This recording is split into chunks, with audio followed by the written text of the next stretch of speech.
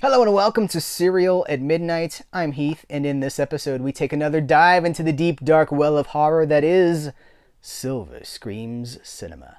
This is a box set from Imprint with there's actually seven, black and white horror movies from the golden age of Hollywood, 30s, 40s, 50s. This is it's right up my alley. I love this box set, and it's actually our second video where I'm reviewing these titles. They're double features. There are 3 discs in here.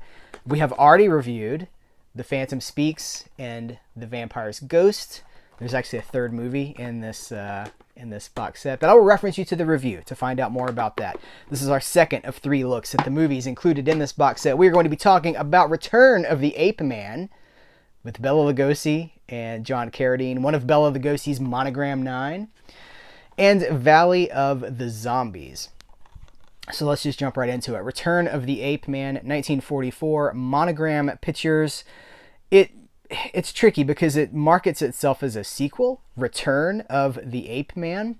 Well, The Ape Man was a 1943 Monogram horror movie where Bela Lugosi had sort of a scientist guy that had crossed himself with an ape, so he's got the monkey makeup on, and bad things happen, right? If you want to track that movie down, Fred Olen Ray released it on a Retro Media double feature. Here it is right here. But here's the thing. Return of the Ape Man is not actually a sequel to The Ape Man. It's just a sequel in name only. In fact, there's no Ape Man in Return of the Ape Man. There's a Neanderthal man, but that's not the same thing. It's not even the same concept. So it's an exploitation movie tactic, right? Return of...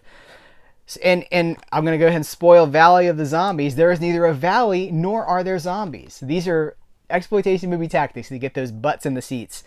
But what we do have here is Bela Lugosi and John Carradine. Again, this is one of Bela Lugosi's Monogram 9. He made 9 movies at Monogram, Poverty Row Studio.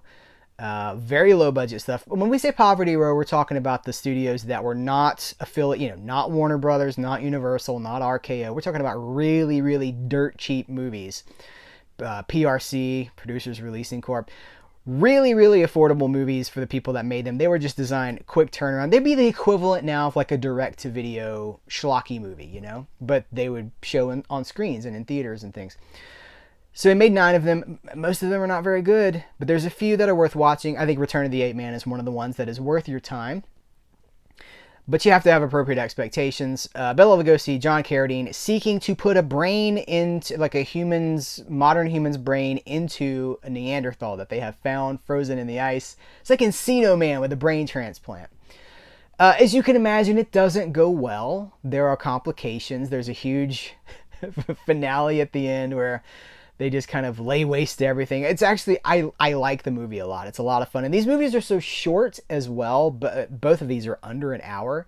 I think Return of the Ape Man is 59 minutes, and Valley of the Zombies is 56 minutes. So these are designed to be, double bills and things like that. It's got a good use of Beethoven's Moonlight Sonata as pretended to be played by John Carradine. John Carradine's always great in these horror movies. It's early enough in his...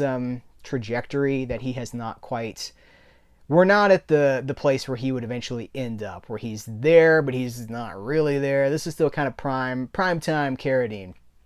Welcome to prime time, John. So I think that's really all that I have to say about that one. It's got a good commentary by Tom Weaver, Gary Rhodes, and Steve Cronenberg. Tom Weaver's commentaries are always exceptional. He's funny. He doesn't take anything too seriously. He has an appropriate mix of reverence. Like you can tell he loves the movies, but he knows that it's not Shakespeare, and he's kind of undercutting through the whole thing. I like Tom Weaver commentaries.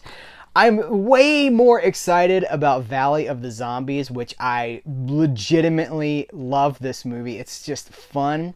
And again, it's under an hour, so the premise of Valley of the Zombies is that there's this guy who looks straight out. See if there's no pictures of him anywhere. Well, here, I guess we can kind of go with this.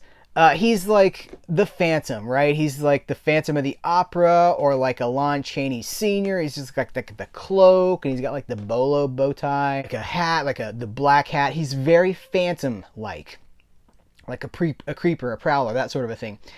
He's got these guys, like he's killing people is basically what's happening. He's killing these doctors, and he purports himself to be a vampire, but the movie never makes it. It kind of seems like he's not a vampire, like he's maybe just crazy. Anyway, the people that work in this doctor's office where he kills this guy, like they get brought up on the crime. It's like this guy and this, it's these two cats right here. They're like, well, we gotta solve this crime, or it's gonna be on us, because the cops are like, you did it, you did it, you murdered these people. So they have to clear their name, and to clear their name, they have to investigate what really happened. So it's got shades of like The Cat and the Canary, that wonderful Bob Hope comedy vehicle from, is that the third? I can't remember what year that was, but it's fun. It's fun horror. It's old dark house horror. It's a lot of mystery. So this has a commentary. This actually has two commentaries. One with Tim Lucas, and one with Stephen Jones and Kim Newman. They're all over this box set. Stephen Jones. It's horror fantasy authors Stephen Jones and Kim Newman. They also don't take it too seriously, and just sort of talk about, the ups and downs of the movie, the cast, the ins and outs and things like that. Great package. These are so much fun for me. Oh, by the way, that's a Republic picture. The Valley of the Zombies is a Republic movie. They didn't make a lot of horror movies. Republic Pictures is more known for westerns, cowboy pictures, and the serials that they would make. So it's actually also Valley of the Zombies was the first movie, I think, that was made by Republic Pictures specifically for a horror double bill. Billed with the other picture, the A picture, if you want to call it that. The other picture was the Catman of Paris, I think. I've never seen it. I would love to see Catman of Paris. I don't know that it's on disc anywhere, but maybe with stuff like this getting Blu-rays, who knows? I should also say that Valley of the Zombies was directed by Philip Ford, who is the nephew of the great John Ford. When you say John Ford, you have to say the great John Ford. The legendary Western director, worked with John Wayne. Well, this is his nephew, Philip Ford, and this is the kind of things that he would also go on to do a lot of TV. That was the destiny for a lot of these workman-like directors. But I don't know. This has a lot of style. It's shot really well. I really like Valley of the Zombies. I really like it. Like on a 1 to 10 scale. I don't rate things here because I think numbers are kind of arbitrary.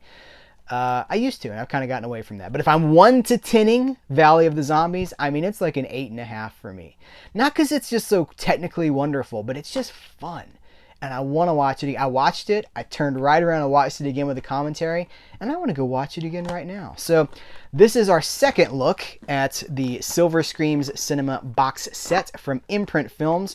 Stay tuned when we will be talking about She-Devil and Unknown Terror. These are 50s movies, so we jump forward by about, we jump into the next decade with the final installment of this series, and then after that, we're going to dive into the Hammer box set that came out from Imprint.